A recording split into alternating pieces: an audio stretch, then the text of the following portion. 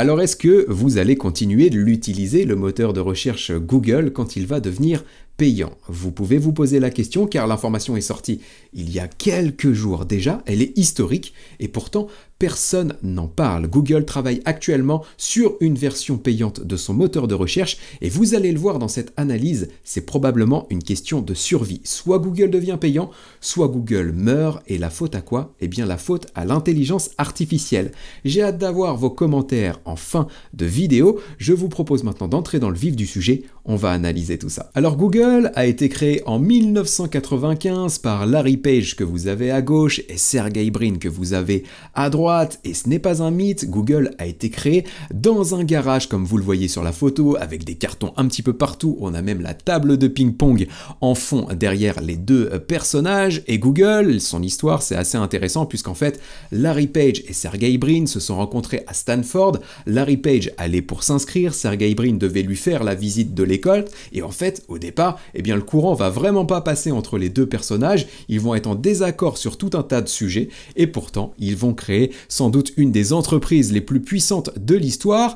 Là où c'est intéressant, petite anecdote, c'est que Google, au départ, ne s'appelait pas Google, il s'appelait Backrub, ça veut dire massage en anglais, c'est la raison pour laquelle j'ai mis cette photo d'illustration. Bien entendu, le nom n'était pas suffisamment impactant pour cartonner dans l'univers de la tech, donc rapidement, Backrub va devenir Google en hommage à Gogol, qui est un terme qui désigne un nombre entier commençant par un 1 suivi de 100 à 0. Et en fait, ce qui va lancer Google, et là vous allez voir, ça va être assez effrayant par rapport aux sommes qu'on a l'habitude de voir passer dans la presse actuellement, Google s'est lancé avec une levée de fonds de 100 000 $ auprès de Andy Bechtolsheim, comme vous le voyez dans cette capture d'un article de presse. Bien entendu, je vous mets toutes les sources dans la description, et donc 100 000 $ quand on voit aujourd'hui que des entreprises d'intelligence artificielle qui se sont créées il y a 15 jours arrivent à lever plusieurs millions, voire centaines de millions, c'est assez intéressant à voir. Et en fait, là aussi où c'est marrant,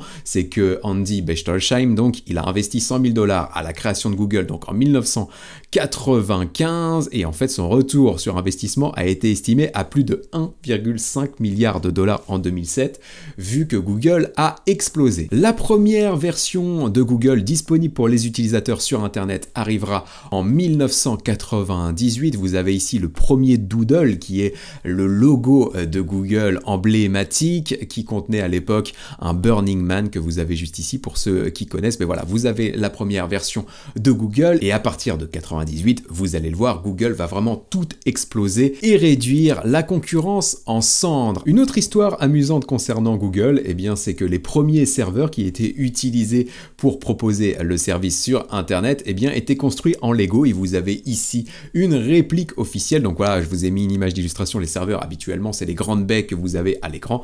Eh bien, pour Google, au départ, c'était des piles de Lego pour les protéger, pour les encastrer. Voilà, c'était assez intéressant et ça fait partie maintenant d'une pièce au musée de Google. Et donc, comme je vous le disais précédemment, quand Google est arrivé, il a vraiment tout balayé sur son passage. Je vous ai mis une petite vidéo d'illustration que vous pourrez récupérer là aussi en lien dans la description pour la regarder dans sa globalité, mais vous le voyez, Google, quand il arrive, il passe devant tous les concurrents, il va rapidement arriver en première place devant AltaVista et Yahoo qui étaient deux moteurs de recherche vraiment emblématiques, et à partir de là, Google restera numéro 1 jusqu'à l'année dernière, puisque vous allez voir, avec l'intelligence artificielle, tout commence à basculer. Voilà, juste pour la forme, vous le voyez, Google passe numéro 1 en 2002, et cette première place, il ne la quittera plus jusqu'à cette année. Donc, comme vous le voyez sur ce graphique qui illustre les parts de marché des différents moteurs de recherche, Google, c'est la ligne bleue, donc il a un monopole quand même écrasant dans ce domaine d'activité, mais vous le voyez peut-être, vous l'avez peut-être remarqué,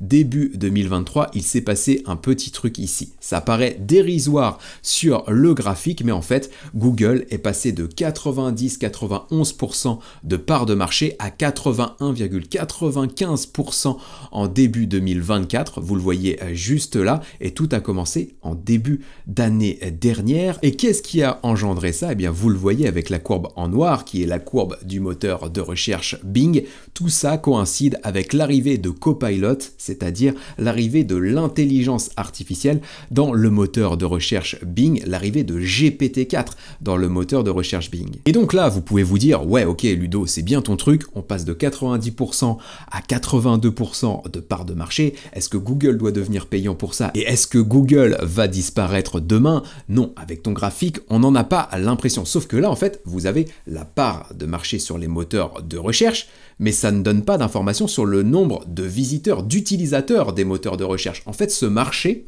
des moteurs de recherche, il est en train de se réduire. C'est-à-dire que certains utilisateurs qui se posent des questions et qui recherchent des informations ne passent même plus par les moteurs de recherche pour les trouver. Donc en fait, ce gâteau, il est de plus en plus petit. Et pour illustrer ce point, j'ai essayé de retrouver des informations sur le nombre de recherches qu'il y avait tous les ans sur Google pour voir s'il y avait une baisse qui intervenait pendant l'année 2023. Mais en fait, Google ne communique pas sur ces chiffres et on a peu d'informations. J'ai quelques chiffres clés juste ici. Il y aurait a priori 99 000 recherches par seconde sur Google, ce qui équivaut à 2 trillions, comme vous le voyez juste là, chaque année. Et en fait, si vous faites des recherches sur Internet, eh bien, vous allez voir que ce chiffre, il est en train de stagner depuis plusieurs années et qu'il devrait désormais tendre à la baisse. Pourquoi? Parce que vous allez le voir, comme dans tout marché, Google a plusieurs types de concurrents. Il a des concurrents directs, donc il y a Microsoft Bing, il y a encore DuckDuckGo, Ecosia,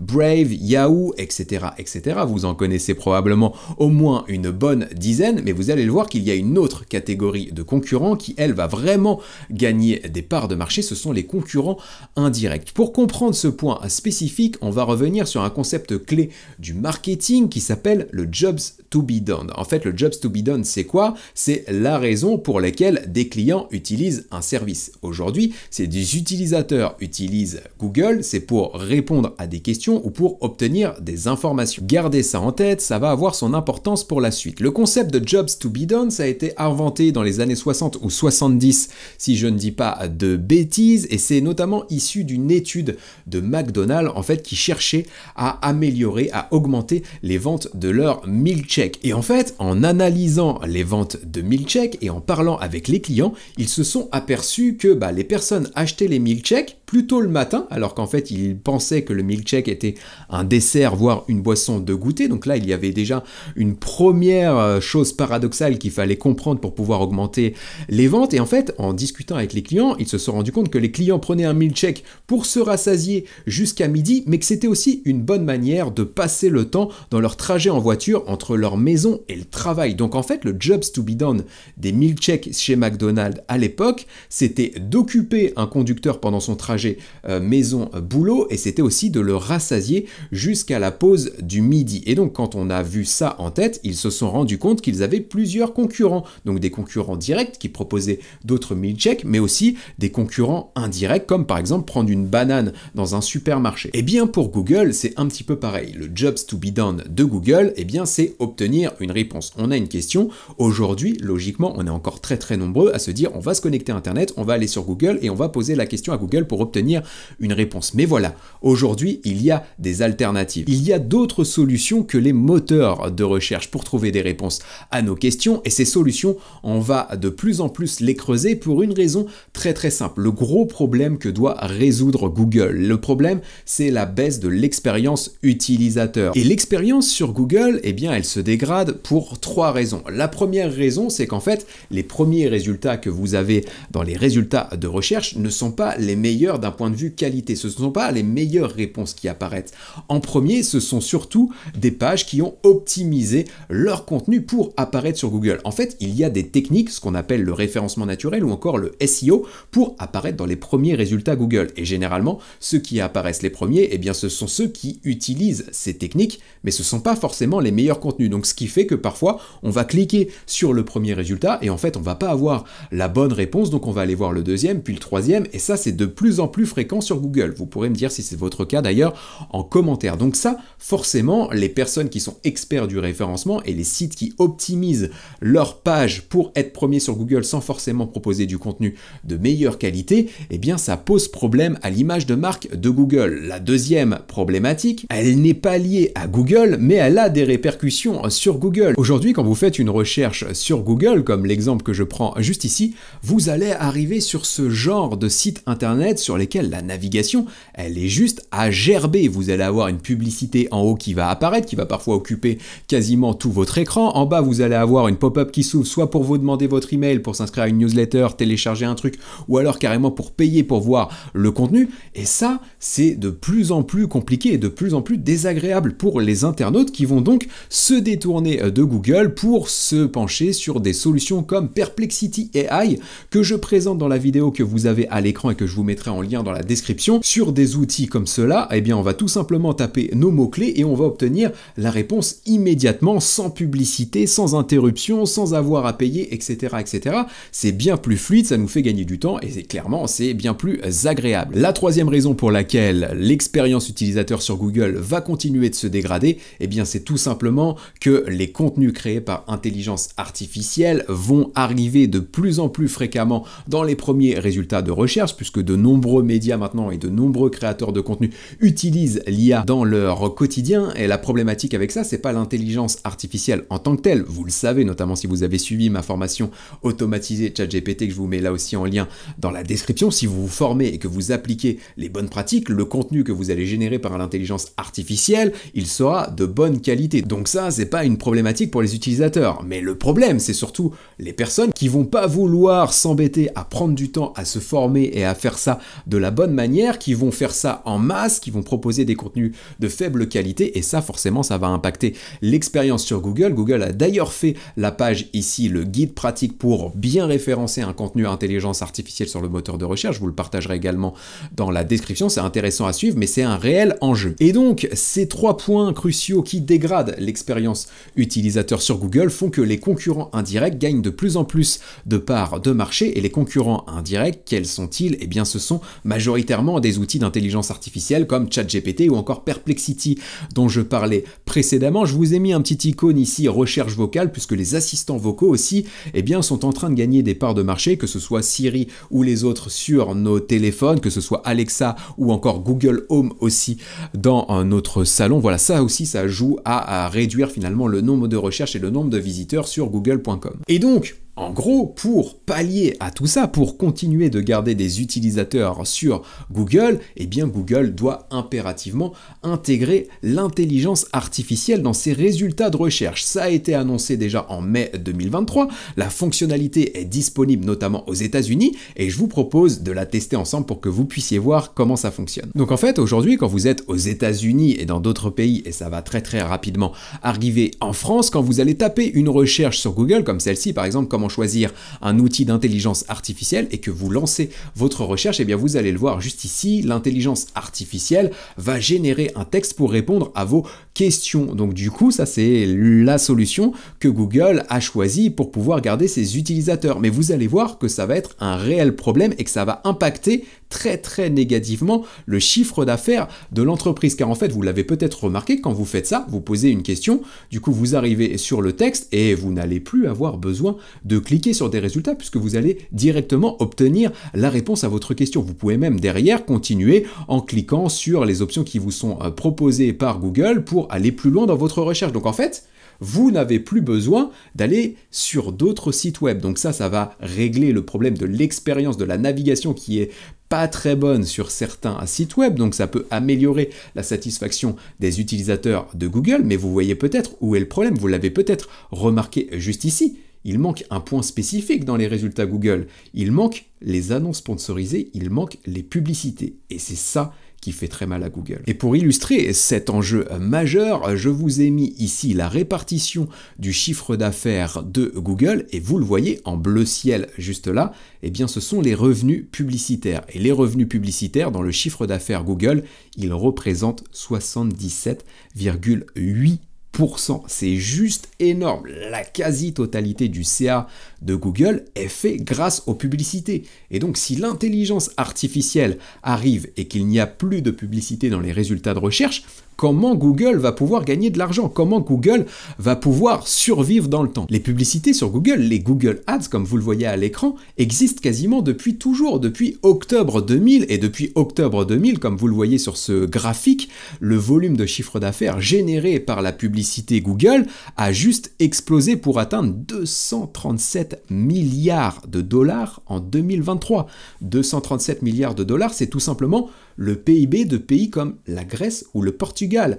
Google Ads, les publicités sur Google, génèrent autant de richesses que tout le Portugal. C'est juste impressionnant. Alors comment Google peut faire pour gagner de l'argent s'il doit intégrer l'intelligence artificielle dans ses résultats? Eh bien, c'est en devenant payant. Et l'information a été partagée, officialisée sur le site de la BBC. Comme vous le voyez juste ici, Google réfléchit actuellement à proposer une version payante de son moteur de recherche. L'idée, ce serait tout simplement de faire payer les utilisateurs pour toutes les réponses qui sont apportées, générées par l'intelligence artificielle. Et comme je vous le disais en introduction, c'est juste historique car ce serait la première fois que Google rend payant les fonctionnalités de son moteur de recherche. Si on s'intéresse à la suite de l'article, eh bien on s'aperçoit que Google en fait est en train de travailler à de nouvelles fonctionnalités qu'il pourrait rendre premium contenant de l'intelligence artificielle et que tout ça finalement pourrait être intégré dans l'abonnement Google Gemini qui est le chat GPT de Google. J'en ai fait plein de vidéos sur la chaîne qui s'affichent à l'écran et je vous mettrai des liens des différents tests et des mots que j'ai pu faire dans la description pour que vous puissiez creuser l'outil. Mais donc ça, ce serait quand même un point déjà intéressant. Si Google devient payant, mais que si on est abonné à Google Gemini, on a accès à cette partie payante de Google, ça pourrait être un moindre mal pour les utilisateurs. L'autre option que pourrait creuser Google, eh bien c'est tout simplement d'essayer d'intégrer des annonces publicitaires dans ces contenus directement générés par l'intelligence artificielle. Pour moi, c'est la meilleure solution. Plutôt que de proposer un abonnement payant sur Google, je pense que de faire payer les entreprises qui veulent communiquer directement sur le moteur de recherche, ce serait plus intéressant.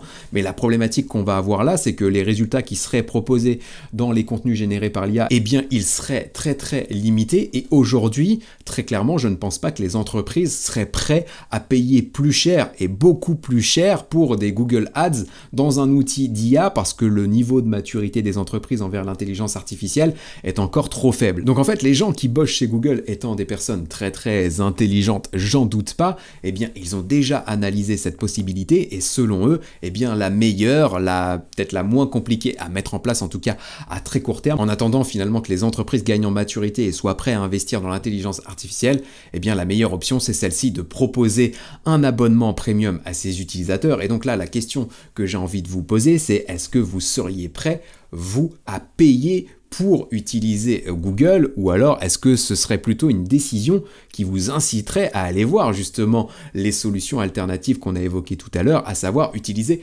ChatGPT dans votre quotidien pour rechercher des informations ou encore un outil comme Perplexity AI pour vous informer ou pour répondre à vos questions. Peut-être même est-ce déjà le cas? Est-ce que vous faites partie, comme moi, finalement des utilisateurs qui se déportent vers les solutions alternatives, notamment vers les outils d'intelligence artificielle plutôt que Google? Moi aujourd'hui, Google, je l'utilise quasiment plus. Quand j'ai une question, c'est soit ChatGPT, soit Perplexity AI, comme j'en parlais dans la vidéo que je vous présentais tout à l'heure, et j'utilise très peu Google. Voilà, dites-moi tout en commentaire, j'ai hâte de vous lire. J'en ai terminé pour cette vidéo, j'espère qu'elle vous aura plu. Moi, je vous retrouve très bientôt pour d'autres vidéos dans lesquelles je vous partagerai plutôt des actus, des astuces, des tutos, des démos, des outils, toujours autour de l'intelligence artificielle, avec la même volonté, celle qui m'anime depuis un bon moment déjà, celle de vous donner toutes les clés pour que vous puissiez profiter des opportunités que l'IA génère. À très bientôt donc, ciao.